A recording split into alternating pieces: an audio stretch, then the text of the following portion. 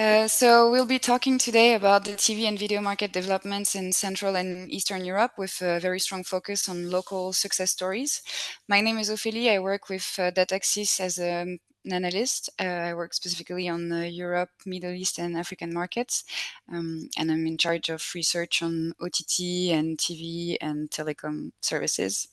So this kind of exercise, the Data Access webinar, is something we usually do for our customers to detail the latest development of the industry with focuses on either regional or technical topics. But for once, we decided to open this to the general public so that you can also benefit from it. And we can also talk about our upcoming event, next Media Days, which will happen in Warsaw for H2. I will talk a little bit more about that later. All right, so this is the agenda for the session today. We have 30 minutes before us. So the first thing that I will address is the current status and forecast of the region's TV and video industry with a strong focus on OTT. After that, we will dig into local success stories and specifically also looking at their content strategies, their business model analysis, how they cater to the needs of their specific local audiences. And finally, we'll talk a little bit about the upcoming launches that we can expect on the region and what will be the next market developments. So first, a slide to give you the overall picture of the OTT video industry in Central and Eastern Europe. So every figure here is going to include all the markets in the region, excluding Russia. So for 2024, we expect the market to reach 3 billion, a little bit more than 3 billion euros across Central and Eastern Europe. That's almost a quarter of the total video market in the region. If we take into account pay TV, commercial TV, video, digital video, and public funding, we will be at around 13 billion euros for 2024. So yeah, almost one quarter for OTT alone. As you can see on the chart, over 2/3 of the revenues are generated by subscription. That's the business model that has been preferred by local champions, also because it is considered more sustainable so far. The same perspective has been adopted by global platforms, as we will see also later that only very few of them have started a net-supported tier in the region. And we expect the overall OTT industry in Central and Eastern Europe to grow by 1.5 times over the next 5 years. So it's a compound annual growth rate of around 10%. Quite big, double digit also for the next 2 years at least. And both subscription and advertising revenues are expected to grow at roughly the same rate, which shows that both streams of revenues are expecting quite good results in coming years. Now, if we look at the markets themselves in a little bit more detail, we can see that 4 markets alone account for half of the region's video revenues. So the first one, obviously, is Poland, which is the largest consumer market with almost 38 million people. It's followed by 3 markets of around 10 million people. So the first one would be Czechia, the most advanced ad market in the region. Greece is also following, also because it has a very strong OTT offers that were launched early on from mostly pay TV operators in the country. And Hungary, which was also one of the fastest growing OTT market in the recent years with a very strong uptake in subscription, especially for global players that are present in the country. After that, we can see Romania, which is the 5th market there. It's also a significant consumer market of almost 20 million people, which explains the size of the video industry there. But OTT penetration is lower, which affects revenues and puts it only on number 5. And one interesting figure also that I wanted to highlight is that we expect the region to pass the 13 million subscriber bar this year. So at the end of 2024, we should have around 34 million total subscription to OTT services across the region, which is quite a good number. Now, if we look a bit more at the actors themselves, we can see that global platforms are generating over 2/3 of revenues across the region on the video landscape. But this figure is quite different depending on whether we look at subscription or advertising. So on the subscription market, we see that we have way more fragmentation. Even though the big global names are obviously leading because they can leverage their footprint across the whole region. So Netflix is first. It secures 1/3 of subscription OTT revenues in CEE, with almost 11 million subscribers in the region at Q2 2024, which represents 11.5% of their overall EMEA subscriber count, which grew quite a lot because I think last year it was around 8%. So yeah, the platform is followed by Max, which has been recently rebranded in the region and across other international markets. So it was launched as HBO Go in late 2017, so it has quite a long history in the region already. It was often bundled with HBO pay TV channels in pay TV packages, so performing quite well in a region that also has still growing volumes in pay TV. So quite good perspective for the platform overall. And it was rebranded under HBO Max in early 2022, and then later on as Max this June. And as you can see on the first chart, other platforms, which are often homegrown, national, or regional services, are expected to account this year for 45% of subscription revenues in the region.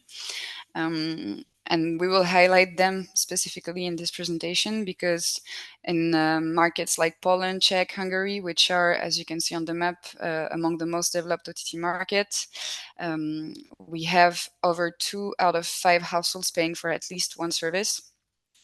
And a lot of those subscription counts actually go towards homegrown platforms. So the first focus I wanted to have was on Poland. So as I mentioned, the largest market in the region, it will account for almost 1 billion euro in revenue this year on video services.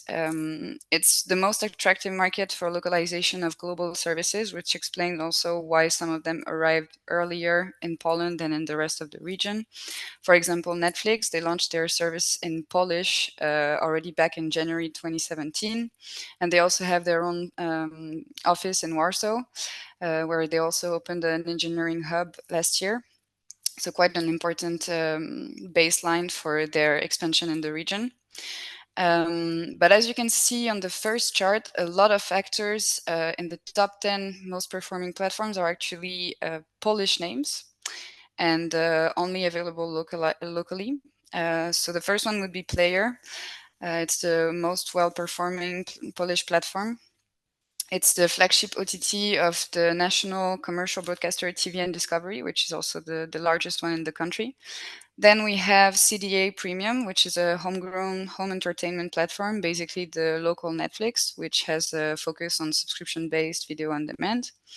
And after that, we have key Polish pay TV platforms that have started to migrate their services towards network agnostic OTT services. So two big examples, Polsat Box, which launched Polsat Box Go in 2021 as a replacement for IPLA, which was another OTT service prior to that, and Canal Plus, which operates a Polish version of the French success MyCanal in the country. So as you can see on the second chart, we have seen a significant growth on the Polish market in recent years, but it has started to slow down quite dramatically in 2024 because we passed from a 25 to a 10% growth year on year from 2023 to this year. And one thing that we noticed also on the market is that some services experience drops in usage or in subscriber counts even throughout 2022 and 2023 that could be attributed to the slowdown of streaming after the pandemic peak. But it also shows that the Polish market is already saturated and is expected to grow slower than the rest of the region, with a 40% increase compared to the 50% I mentioned earlier for the rest of the industry. So it won't be the main driver of the regional uptake in OTT services, but other markets will grow faster. One thing that I also wanted to highlight before moving on from Poland is that the leading position of Polish OTT services can be attributed in part to their strong localization in terms of content offering, especially when compared to their global counterparts. So you can see on the ranking that the top 5 biggest libraries actually matches the top 5 most popular platform that we had just before. So clearly there's a direct correlation between content offering in terms of variety and size and the popularity of a platform. If we look at localization, Netflix actually has quite a strong offering in Polish. They had around 300 local titles in June. So it's a testament to their diversified catalog, and it's not even mentioning the fact that they also have quite a strong European exclusive title offering. But the local platforms really stand out in terms of local content availability. You can see, for example, Player is the second largest catalog, and it has 600 Polish titles alone. Canal Plus is the strongest localized platform with 3 out of 10 available titles produced in Poland. That's also explained by their very strong position as a content producer locally, because they operate Kinozwiat and Opus Film, 2 production companies that grossed almost 45 million euros last year in revenues. Now, if we take a look at another interesting market, I wanted to highlight the Baltics. So this is an interesting market case because GoFree stands out as an undisputed leader, as you can see clearly on the chart. And it's the only European market where Netflix doesn't dominate. So GoFree announced having passed the 500,000 subscriber milestone at the end of 2023, which is a significant achievement, especially in a marketplace with around 2.7 million households. The service is backed by BT Group, which is also behind the leading commercial broadcaster TV3, the satellite pay TV platform Home Free, and the AVOD service TV3 Play. The reason why they managed to secure such a huge reach and also a significant library of content can be explained by several deals that they made over the last few years. They integrated the catalogs of Discovery Plus and Eurosport in 2021. They also integrated the catalog of Paramount Plus at the end of the same year through exclusive deals. So everything that's Warner Bros. Discovery and Paramount is so far on the platform. Then they acquired the assets of Viaplay. So the Nordic platform was launched abroad starting in 2021 with the Baltics as a test bed, but they eventually shut down their operations in foreign markets at the end of last year. So the service closed in the Baltics this February after 3 years of operation, and GoFree took back the assets of this platform, which enabled it to secure major sports events for their subscribers like the UEFA Champions and Europa Leagues, also the English Premier League, NHL, and Formula One. And finally, another interesting point would be that they are also the home of every HBO and Max original content in the region. That's through a deal that they secured in summer 2023. Originally, the launch of HBO Max was planned in the Baltics, where they were not present during their 2022 HBO Max rebranding and rollout across Europe. But it was eventually cancelled, and so they decided to only enter the Baltic market through the platform of GoFree. So all of that to say that the platform has a very, very strong content offering. They have more than 80% of exclusive titles on their platform as of Q2 24. And on top of the premium content that they could secure from their various high-profile partners, they also own the largest share of local content, as you can see on the small chart in the middle, with around 70% of its total number of hours produced in the region, despite it being a rather small content market. Another important success story in the region is Voyo.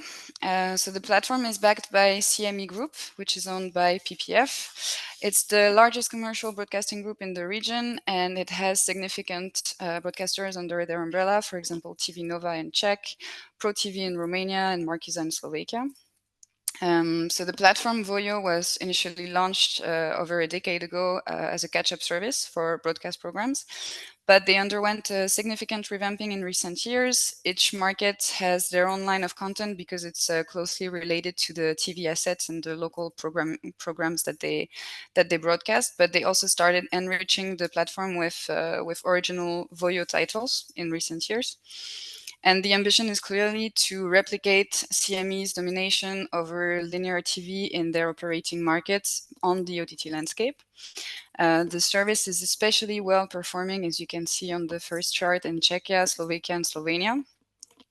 In Romania and Bulgaria, despite having significant consumer market, both countries still suffer from a slower penetration of OTT, especially paying services. And in Croatia, the service has just been relaunched recently, so I think a year ago, and it's slowly meeting its audiences. So we had the CEO of TV Nova in Czechia and also the Chief Digital Officer of CME joining us for a conference last year. And he explained the strategic shift taken by Voyo over the last 3 years as something that was really aimed at turning the platform into a local pay OTT champion. So since 2021, they had refocused the platform on their subscription-based business model, clearly moving away from the initial catch-up ad-supported outline. The PPF group also ramped up the investments in content, original content. So the effort was mostly driven by Czech production through the acquisition of local studios and production companies. And another important point for Voyo is the simplicity of the offer. So they have one end user price. They make all the content accessible behind this just one paywall, and that avoids different levels of offers to keep really the offer simple and make it more accessible for local audiences. One thing to note is really the performance of the platform in Czech and Slovakia, so the two main markets of the service. They announced several milestones throughout the last 2 years, as you can see on the first chart. We currently estimate that they passed the 700,000 subscriber bar, and they also announced that they passed the overall 1 million subscriber count across their 6 operating markets at the end of 2023. So here again, localization of content is very strong. You can see the focus on the number of hours of content in Czechia and Slovakia and their production origin. So for Voyo, half of their total number of hours is produced locally in those two markets, and overall 2/3 were produced in Europe, a significant difference from Netflix, as you can see, who only had 1% of Czech and Slovak content in June 2024. Another key development across Central and Eastern Europe, but also across Europe in general, obviously, is the growing importance of OTT platforms in the pay TV landscape. So here you have a view over the proportion of OTT subscription over total pay TV subscription in each market, and also for the different groups that operate in the region. What we can say is that overall, more than 2 out of 10 pay TV subscription in Central and Eastern Europe are now on OTT services. And with a total of 37 million pay TV subscriptions expected to be reached at the end of 2024 in the region, this segment of the market is really significant and expected to grow quite well. So that also explains how it could drive OTT further in the region. So many groups that are currently dominating the pay TV industry have already shifted their focus towards OTTs, network agnostic, IP-based distribution. So it's clearly the fastest growing access. We already mentioned previously Polsat in Poland with Polsat Box Go. We can see also Canal Plus. So they have their OTT in Poland, but they also have a way larger footprint across the region through the M7 market brand.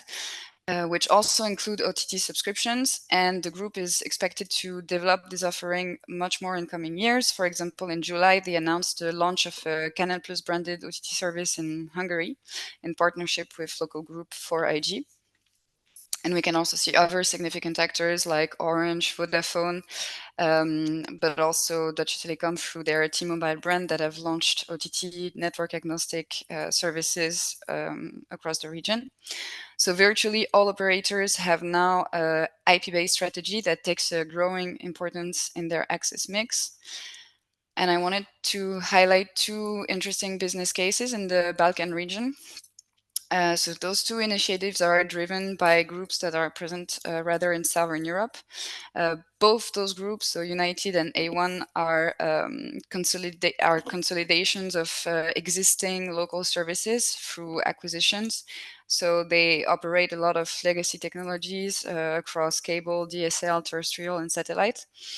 And they decided to launch OTT platform to sort of put an umbrella, a network agnostic umbrella over their footprint progressively.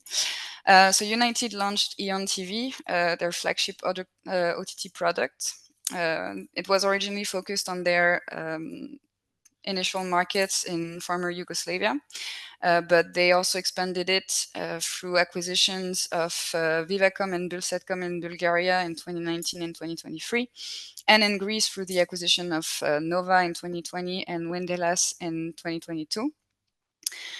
So the aim for them is really to consolidate their user base on a network agnostic platform, which also enables them to more rapidly roll out advanced features. And one of its main competitor in the region is A1, which operates A1 Explore TV. So it was first launched as a TV everywhere catch-up app in Austria and then rolled out across other group markets. It's now also a standalone OTT services in some of those markets. And both operators have launched new dedicated devices to support this OTT rollout through either Android TV, OTT boxes, or streaming sticks. And the emphasis is obviously put on premium content, as they are both premium pay TV subscription services. So last spring, we had Elena Petrova, the head of group content and broadcasting for A1, joining us at our Next TV series event. And she put the emphasis on the content offering of pay TV operators, sorry. So there's a really strong emphasis put locally on exclusivity, variety, localization, and strong marketing. The pay TV platforms want to be relevant in the OTT landscape, and that's not just by presenting their own OTT service, but also by privileging being a gateway to content for their audiences. That explains the super aggregation strategy that we can see across basically a lot of pay TV operators in Europe, but it's also quite a challenge in the Central and Eastern European territories. So their aim is really to be able to partner with multiple services to create more attractive bundles. And A1 was actually the first operator in the Balkan region to launch a bundle with Netflix. They secured a deal with them at the end of 2023 and included Netflix in their subscription in early 2024 for their Balkan audiences. Now I wanted to use a slide that maybe some of you saw on LinkedIn before and update it a little bit with the last Q2 2024 launches of ad-supported tiers across Europe. So as you can see, it's getting crowded out there, but Central Europe is not so much contained in that development. So one of the most awaited development for the region revolves around the ad-supported tier wave that is sweeping through Western Europe. But this current development is mostly contained to 5 markets, more specifically Europe top 5 that were chosen by Netflix, Prime, and Disney Plus as their primary focus over, let's say, tier 2 global OTT platforms like Discovery Plus, Sky Showtime, Max have launched in other territories to expand their reach rapidly. In Central Europe, Max announced the launch of its ad tier in Poland and Romania. So I mentioned already before that those are the 2 largest consumer markets, so obviously more potential in terms of ad revenues. And Sky Showtime also launched across all its 20 active European markets, including CE. So the relative delay in ad tier launches in the region could be attributed to the less developed digital ad market in the region.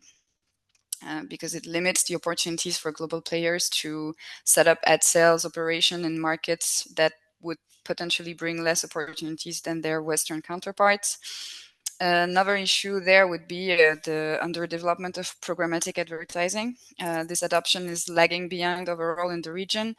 and specifically in some markets. So according to IAB data for 2023, programmatic accounted for less than half of digital display ad spend in Poland, just over 30% for markets like Bulgaria and the Baltics, and less than 20% for Romania and Hungary, which can explain why some video ad offerings may be delayed there.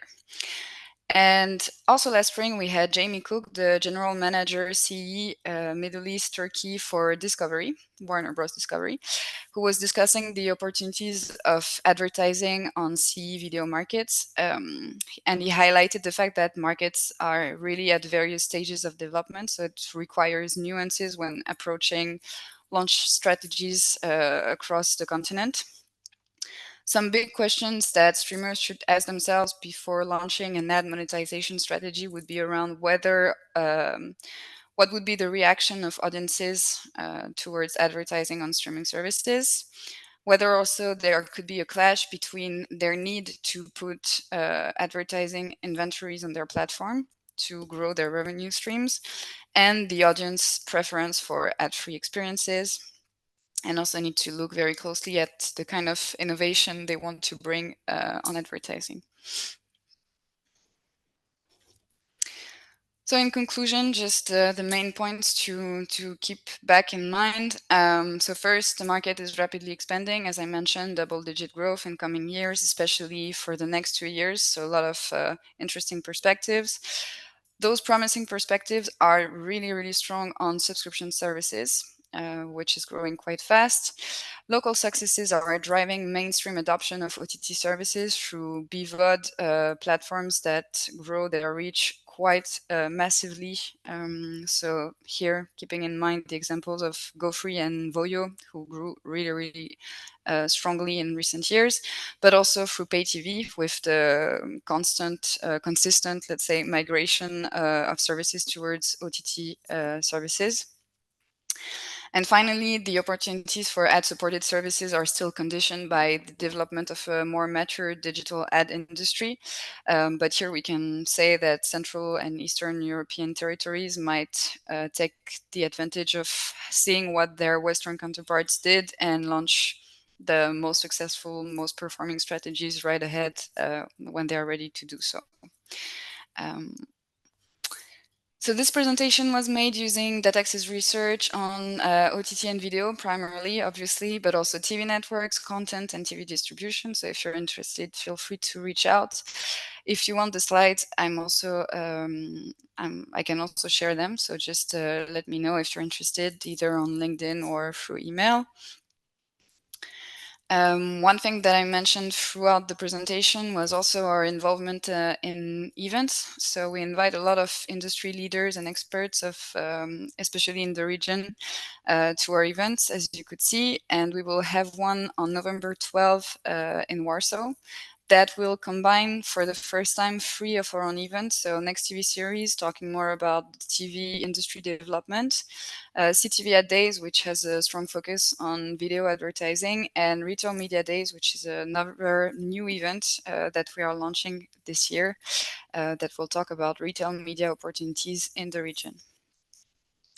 And oh yeah, we will have a lot of speakers from platforms and services that I mentioned throughout the presentation. For example, TV3, TVN and Player, T-Mobile, Orange, CME, A1, Warner Bros. Discovery. Also strong focus on OTT pure players like Rakuten and Megogo. So please join. That will be really nice. And yeah, here the contact. So if you want us to organize personalized webinars on other topics or deep dive into some of the topics I might have mentioned during the presentation, you can reach out to us. And I guess that's it. Thank you for watching. I hope you learned some things. And yeah, if you want to have more details on the figures, if you want to get the slides, just reach out to me. Thank you. And I wish you all a good day.